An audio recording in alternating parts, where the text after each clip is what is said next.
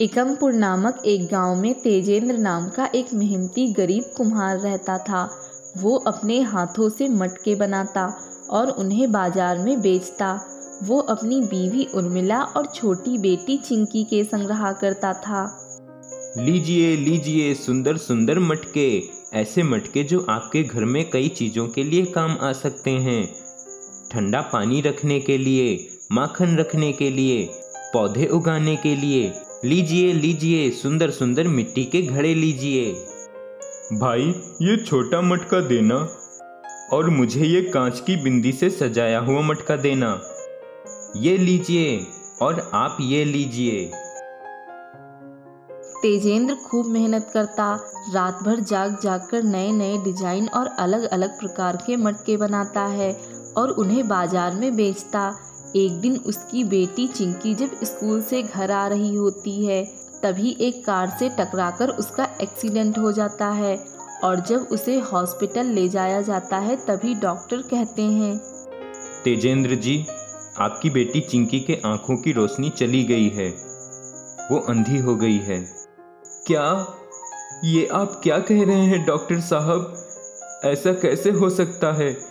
मेरी बेटी, मैं आपके सामने हाथ जोड़ता हूँ, विनती करता हूँ, मेरी बेटी के आंखों की रोशनी लौटा दीजिए डॉक्टर साहब। उसके लिए हमें आपके बेटे की आंखों का ऑपरेशन करना होगा। ऑपरेशन? जी ठीक है, कीजिए ऑपरेशन। वो ऑपरेशन के लिए कितना खर्चा होगा, कोई अंदाजा? करीब 2 से 3 लाख रुपए। इतनी बड़ी रकम सुनकर तेजेंद्र और उर्मिला घबरा जाते हैं। 2 से 3 लाख रुपए? लेकिन मैं तो एक गरीब कुम्हार हूँ। 2 से 3 लाख रुपए तो मैंने अपने जीवन में कभी देखा भी नहीं है और ना ही मुझे ये पता है कि उसमें कितने शून्य होते हैं। डॉक्टर साहब, ऑपरेशन के अलावा और कोई उपाय नहीं है क्या? नहीं उर्मिला जी, एक ऑपरेशन ही है जो चिंकी के आंखों की रोशनी वापस लौटा सकता है। तेजेंद्र और उर्मिला काफी चिंता में पड़ जाते हैं। अब हम क्या करेंगे? चिंकी के पापा, हमारी चिंकी। अब तो भगवान जी ही हमें कोई रास्ता दिखा सकते हैं। उर्मिला और तेजेंद्र दोनों हॉस्पिटल के मंदिर के सामने भावुक होकर हाथ जोड़कर भगवान जी से प्रार्थना करते हैं। तेजेंद्र अपने दोस्तों के पास जाकर उनसे पैसे उधार मांगता है। उर्मिला भी यहाँ वहाँ पड़ोसियों और सहेलियों के पास जाकर पैसे मांगती है, लेकिन उनकी कोई मदद नहीं करता।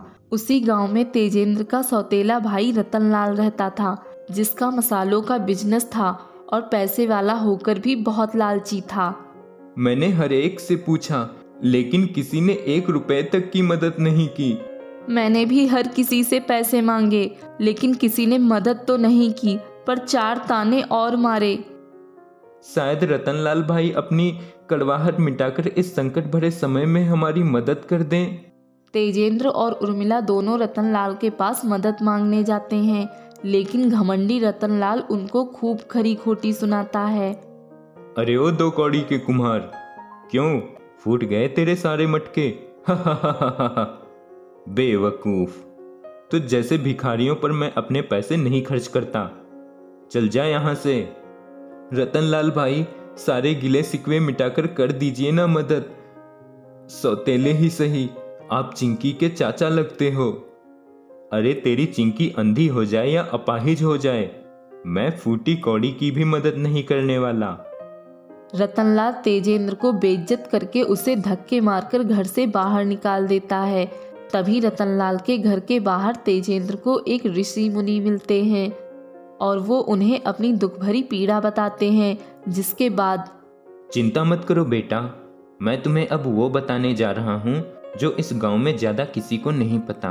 वो है गांव के जादुई कुएं का रास्ता, जिसके पास जाकर अगर किसी ने अपना दुख बताया तो वो कुआं उस व्यक्ति को ढेर सारा धन देता है। जाओ बेटा, मेरा आशीर्वाद तुम्हारे साथ है। तुम्हारी बेटी अवश्य ठीक हो जाएगी और वो पूरी दुनिया देख पाएगी अपनी आंखों से। धन्यवाद ऋषि मुनि जी, आपने मेरी सारी मुसीबतों का एक बार में ही हल दे दिया। लालची रतनलाल अपने घर की खिड़की से ऋषि मुनि और तेजेंद्र की सारी बातें सुन लेता है। अरे वाह, ये तो गजब हो गया। मुझे भी इस घोंचू तेजेंद्र का पीछा करना होगा। तेजेंद्र उस नक्शे के हिसाब से चलते चलते जंगल के बीचों बीच जाता है और रतनलाल भी उसका पीछा करता है। तेजेंद्र जादुई कुएं तक पहुंच जाता है और वो कुएं के सामने हाथ जोड़कर रोते हुए विनती करता है। हे जादुई कुआं, मेरी बेटी की आंखों की रोशनी चली गई है। उसके ऑपरेशन के लिए डॉक्टर साहब ने 2 से 3 लाख रुपए तक का खर्चा बताया है। मैं आपसे विनती करता हूँ, मेरी मदद कर दीजिए जादुई कुआं। तभी कुएं से एक आवाज आती है। बिल्कुल तेजेंद्र, मैं सिर्फ तुम जैसे दुविधा में फंसे हुए लोगों की ही मदद करता हूँ। घबराओ मत, तुम्हारी बेटी फिर से ठीक हो जाएगी। तभी कुआं अचानक से ढेर सारे सोने के सिक्कों से और पैसों से भर जाता है और यह देखकर तेजेंद्र हक्का बक्का रह जाता है। रतनलाल भी छुपकर ये सब देख रहा होता है। ये सारे सोने के सिक्के और पैसे तुम्हारे लिए ही हैं तेजेंद्र। जाओ और अपनी बेटी का ऑपरेशन कराओ। आपका बहुत बहुत धन्यवाद जादुई कुआं। तेजेंद्र उन पैसों को और सोने के सिक्कों को एक पोटली में भरता है और उन्हें ले जाकर चिंकी का ऑपरेशन कराता है। लालच के प्रकोप में आकर रतनलाल भी उस कुएं के पास जाकर रोने का नाटक करता है। हे जादुई कुआं, मैं बहुत दुखी हूँ। मेरी बीवी बहुत बीमार है, उसे दिल की बीमारी है।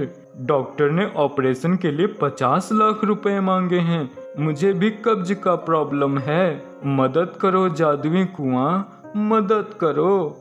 तभी जादुई कुआं क्रोधित हो जाता है। तो जैसे मक्कार और लालची आदमियों को मैं अच्छे से सबक सिखाता हूँ। जादुई कुआं रतनलाल को अपने अंदर खींच लेता है और रतनलाल उस कुएं में ही कैद हो जाता है और कभी बाहर नहीं आता। वहीं चिंकी का ऑपरेशन सक्सेसफुल हो जाता है और उसके आंखों की रोशनी सही सलामत वापस लौट आती है। ये सब उस जादुई कुएं का कमाल है। मैं हमेशा उस जादुई कुएं का शुक्रगुजार रहूंगा। चिंकी, चलो हम आज घूमेंगे और खूब सारी कचौड़ियाँ खाएंगे। ये इस तरह गांव के जादुई कुएं की मदद से तेजेंद्र की बेटी चिंकी की आंखों की रोशनी फिर से लौट आती है और रतनलाल जैसे लालची आदमी को अपने किए की सजा मिल जाती है।